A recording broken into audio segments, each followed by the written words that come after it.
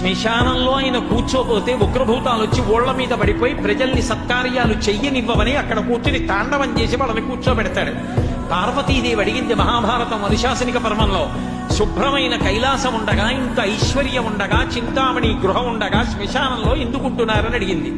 అడిగితే ఆయన చెప్పాడు, పార్వతి బతికున్న నాళ్ళు అన్ని చోట్లకి వెడతారు, ఏమీ తోచట్లేదు, శ్మశానానికి వెళ్ళొద్దామని ఎవరు రారు పార్వతి.